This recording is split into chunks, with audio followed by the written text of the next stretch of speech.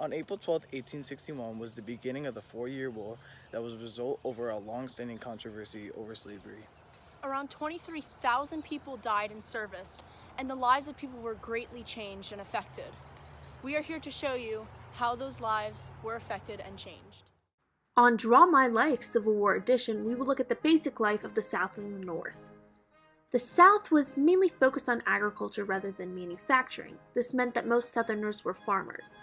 However, not everyone could afford or acquire a farm, so they enlisted in the army. In the North, life was focused around the production of manufactured goods. One main manufactured good is leather shoes. Another main lifestyle attribution of the North was their use of boats and trains. Next is how the Southern soldiers were affected. Many lacked basic necessities.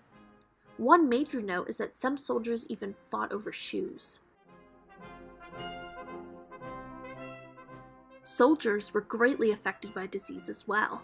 Diseases such as dysentery and smallpox were the cause of unsanitary conditions, and since they were contagious, they spread like wildfire. Another way the Confederate soldiers were affected was in the access of food. They would only have access to food such as hardtack, and if it was moldy, it was known that they would scrape off the mold and still consume it. On the other hand, Northern life was also greatly changed due to the Conscription Act, which is a modern-day draft. Even though there were still volunteers, the Army needed more men. Women remained at home at the farms and factories. Army general life was vastly different from the average life. For the Union, there was Ulysses S. Grant. He was born on April 27th in 1822 in Point Pleasant, Ohio. Not only did he promote his position, but he also later became the President of the United States. For the Confederacy, there was Robert E. Lee. He was born on January 19, 1807 in Stratford, Virginia. He commanded the Army from 1862 until his surrender in 1865. The basic life of common people varied. In the South, they relied off of agriculture, especially on the production of cotton. Even though they lacked railroads, they had access to horses, specifically the American quarter horse, known for its fast speed over a quarter of a mile. However, the South had a lack of a navy. Most of the Navy resided in the North. They had all but one military college located in the South, which gave them strong and educated military leaders. Finally, is the fact that they were not manufacturers. They lacked factories and manufactured goods. In the North, they were big manufacturers and were known for their factories. They possessed a large navy as they were accustomed to mass amounts of waterways. Along with modes of transportation, there were an abundance of trains and railroads. However, a downfall was the lack of military colleges unlike the South. This set them at a lack of well-trained military leaders.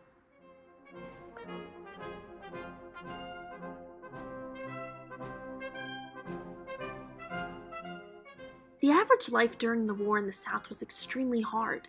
The harsh winter left a shortage of food which incited riots. Stores were looted so that many could acquire food. The quality of Southern life declined tremendously.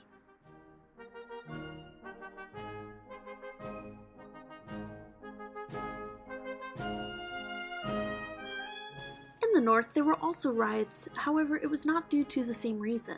The reason for riots in the North was due to the Conscription Act. This draft led to what is known as the most destructive civil disturbance. Overall, the Civil War affected the lives of many and left a permanent impression among American history. The quality of life declined tremendously.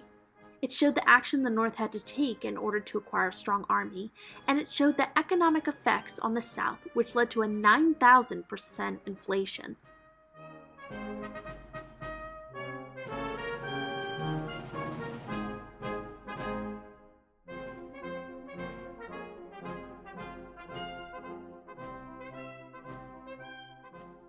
War had very influential leaders such as Ulysses S. Grant from the North and Robert E. Lee from the South. They also had great nurses such as Elizabeth Blackwell and Dorothea Dix. And one soldier that stood out to us was Amber Rose Bierce. Amber Rose Bierce was a soldier that really stood out to us because he took his learning and fighting for the Union and he wrote it into multiple books. One of his most famous quotes about the fighting in the Civil War is actually used in the Navy today. He says, that everyone wants to go to heaven, but nobody wants to die. Ulysses S. Grant was the only general to be promoted lieutenant general since George Washington. Robert E. Lee was very famous in the Confederacy because he won multiple battles and was ruthless in his fights. The soldiers' lives consisted of malnourished foods, lack of basic necessities, and the spread of diseases. Malnourished foods include those such as hardtack and salted meats. This would not really give them good macromolecules and decline their diet tremendously. Lack of basic necessities include coverage. Many did not have shoes or even blankets to cover themselves.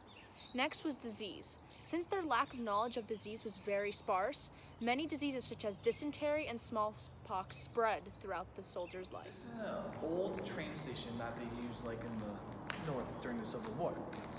The North supplied manufacturing power, more food supplies, and a larger population. The North had 22,000 miles of railroad. They had a larger navy, and they also had more manufacturing goods.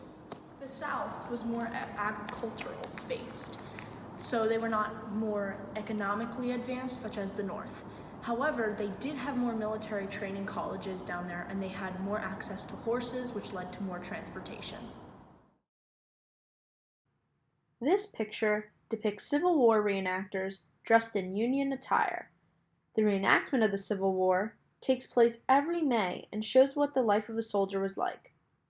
Much like the reenactment, many men were not properly trained on how to fight. The reenactors wore similar clothing, such as very uncomfortable shoes called brogans, and were even taught how to properly fire a rifle.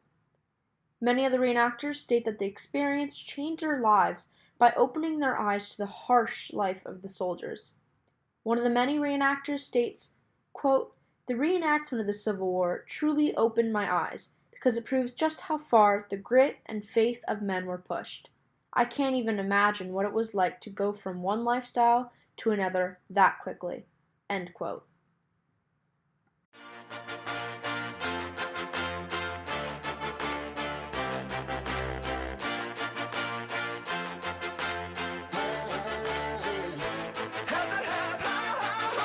Consisted of malnourished